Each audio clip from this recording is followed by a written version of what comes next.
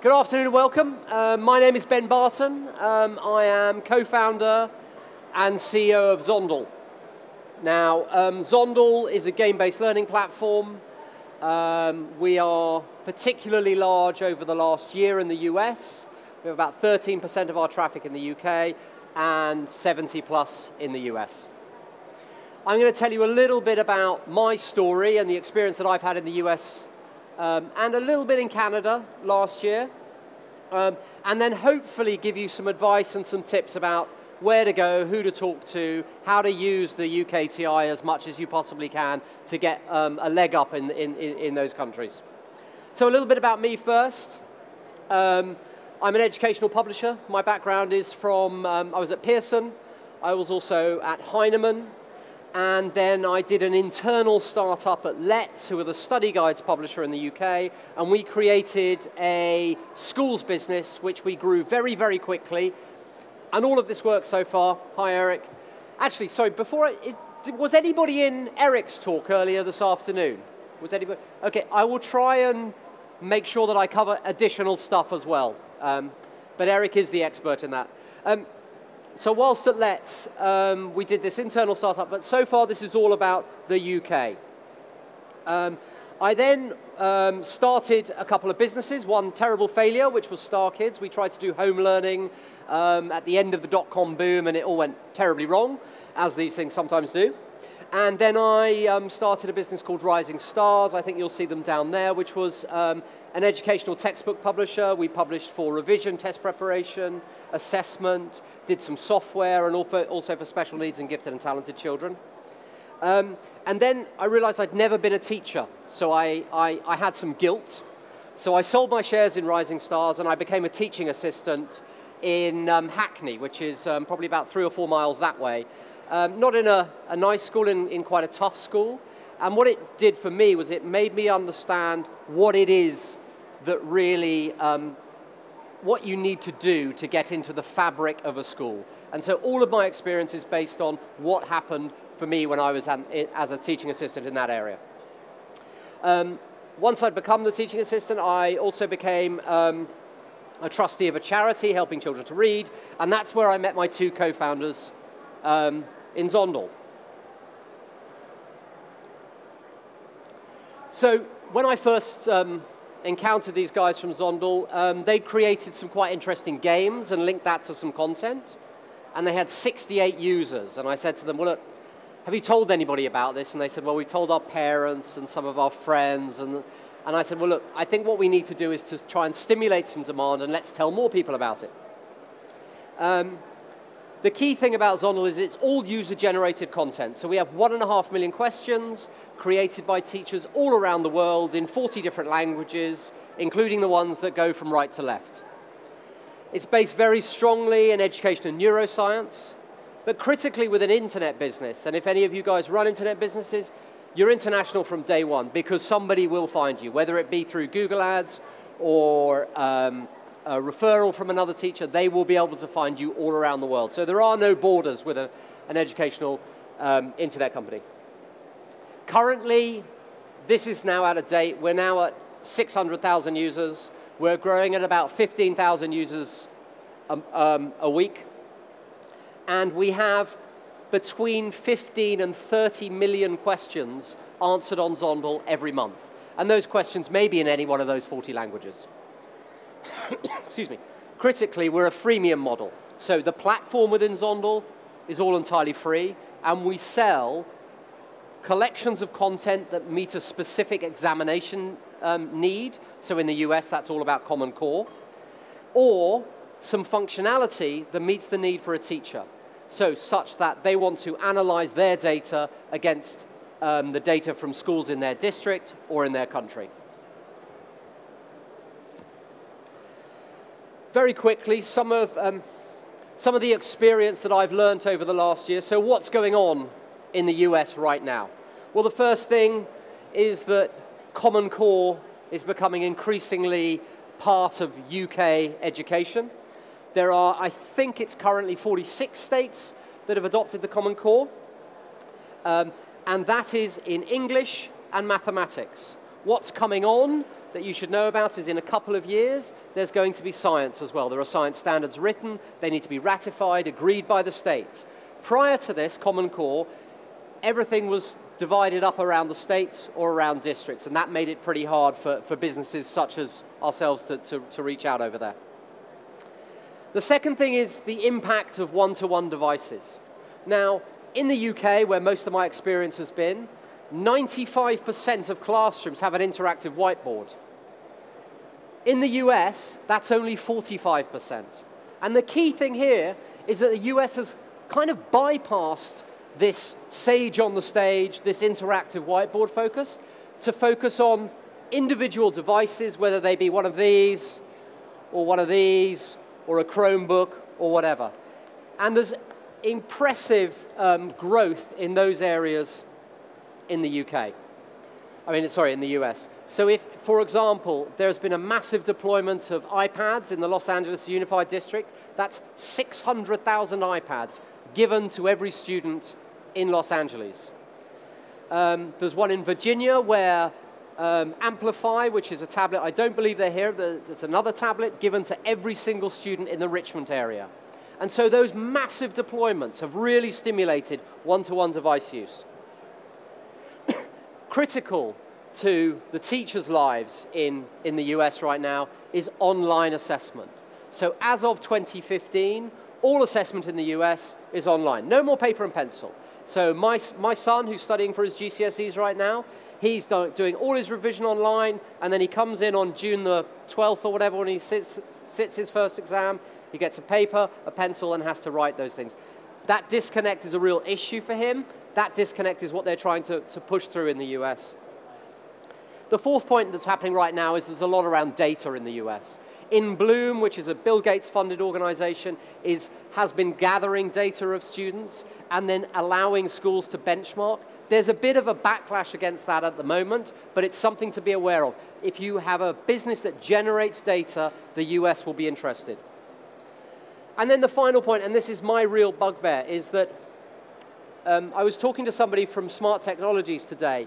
In the US, in the next 12 months, £1.5 billion will be invested in educational technology companies. Companies like myself, companies like yourselves. In the UK, that will be less than 20 million. So there is a massive disparity. In the US, they believe in educational technology, they believe in new companies, and they believe in startups and creating that ecosystem.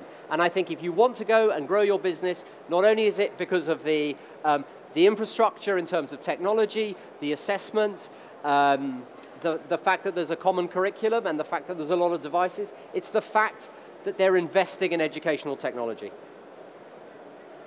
So, we've been really out in the US for about 18 to 20 months now. What I'm telling you now is not what I did. We made stacks and stacks of mistakes, and one of the first things we made was going to the US and not really knowing who we wanted to have a conversation with, because there are different levels in the US of who you're going to have your conversation with. I'm going to start at the bottom here because there is a thriving homeschool market in the US. 2 to 3 million people are homeschooled every year there. It is a market in itself. If you're a small business like mine, it's absolutely something that you can work on then. The next level, and this is a sort of, it's something that doesn't really happen here in the UK, and it's happening less and less because of the erosion of local authorities. But states and districts in the US have incredible power and have incredible buying power. Hence, the deal with Los Angeles Unified to buy 600,000 iPads and give them to every student here. That isn't really going to happen in the UK anymore, and even with networks of schools, it doesn't really happen to the extent that it happens in the US. So we very quickly ruled out districts and states, because generally if you're going to sell into districts and states, you need a sales force, it's an 18-month sales cycle, and at the end of the day, I'm an internet business, I want quick turnover. It's then selling into schools. And what you're looking at each of these stages is districts and states, you're looking at a big price point. You're looking at six-figure price point. With schools, you're looking at somewhere between up to mid five figures. But what I'm focusing on, and what I focused on mostly, is actually getting to teachers. There are disposable income within teachers in the US, as there is in the UK. We have a lot of purchases made directly by teachers using their own credit cards. Whether they claim that back, I don't know. But the whole thing about it is if you're going to the US, you need to think about who you're going to be targeting, and then what your price point and what your product is. And it may be that your product defines that. Zondle, which is game-based learning, we're looking at a few $100s each time for a purchase, is probably never going to be able to sell into a district or a state. But absolutely, we win teachers over. So this is a little bit about what we did do. There were a whole bunch of mistakes along the way, but it's useful to see what we actually did is we did eventually focus on teachers and schools, having had a few cul-de-sacs with some districts and some very long, slow no's, as I think people call them. Secondly, we used a lot of social media. We used a lot of Twitter. We used a lot of, and in fact, a lot of Twitter, a lot of blogging, and a lot of Facebook. And that built up our presence in the US. Although we were 3,000 miles away, nobody knew that because we were tweeting and blogging and commenting about our site all the time. We then entered some competitions in the US. South by Southwest EDU, ISTE, the SIIA conferences, which I'll come on and talk about later, all have competitions for businesses like yourselves to pitch, to tell other people about your business. And they love it. They're very, very enthusiastic, and the reception is always very warm. We also visited some conferences and actually met people and pressed the flesh a little bit like what's happening here. And one of the most exciting things about that was that enthusiasm that so many American teachers have, and the excitement that they have when they find a product that they really like and they're really engaged with, to go out and do that selling on your behalf. And that's what's happening right now for us. So FETC, which is a big conference, happens in Florida every year, happening next week. We have an amazing teacher from right in the south of Florida who's going up to Orlando. We're paying her, giving her a nice meal, and she's going to spend 40 minutes telling all of the teachers there about Zondle. And I think what you find is that Americans, if they like a product, they're absolutely willing, as a teacher or as an administrator, to go out and offer that and promote that on your behalf. So what are the issues for Zondle? Something around 70% of our traffic and our revenue happens from the US, which basically means that people are actually turning on to Zondle now in the US, and they will be on Zondle till about 3 a.m. Now that presents a whole bunch of issues as far as customer service is concerned, because there are only 3 of us within Zondle, and within the best will in the world, we can't do a 24-hour shift between the 3 of us. So what we've done is we've had to really focus and hone down our customer service, and also encourage other teachers to do some of that customer support for us, which has been fantastic. The second thing is that we really don't know all about the market. I launched Common Core for mathematics in Texas.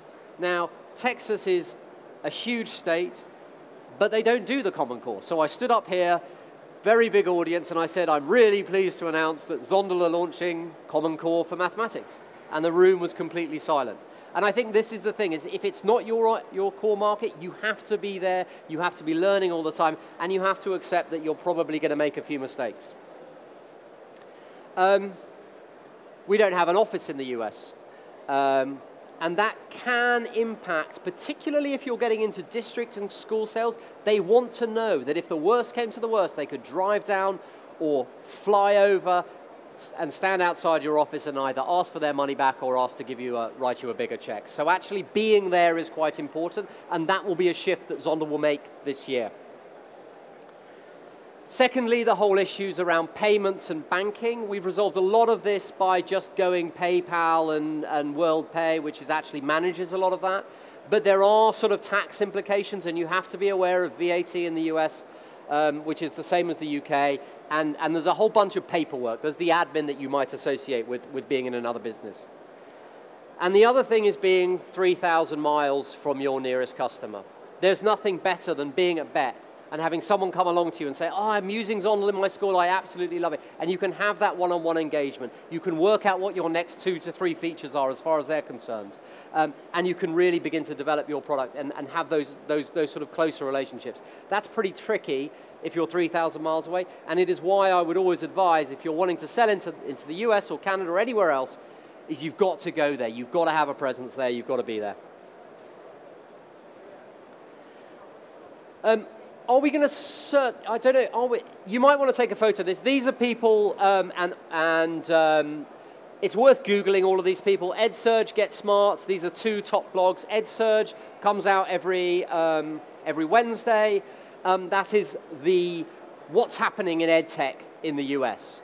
Get Smart is written by a very, very smart guy called Tom Vander Ark, who's been a teacher and administrator, a VC, and he's run a whole bunch of internet businesses. And what Tom is able to do is to look at it with an arm around the teacher. So he's looking at technology through the lens of the teacher. So those are two things that you absolutely must read. 4 people to follow on Twitter. Audrey Waters, sorry. Absolutely fantastic, incredibly cynical. Don't ask her about MOOCs, but very, very entertaining. And she gives you kind of it's more of a European look. She spent some of her time education in the UK. Tom Whitby, he set up EdCamp, he set up EdChat. He's been on Twitter for the longest period of time. He has an incredible network, and again, he's on the side of the teachers. If you want to know what teachers are thinking about in North America, follow Tom Whitby. Larry Filazzo, teacher in California, runs a blog as well, very focused on English as a second language for a lot of the Spanish speakers in Los Angeles. All of these people are really willing and happy to be emailed for you to tell them about your product. One of the reasons that we are the size we are is because I emailed Larry Filazzo and said, please can you check Zondle out?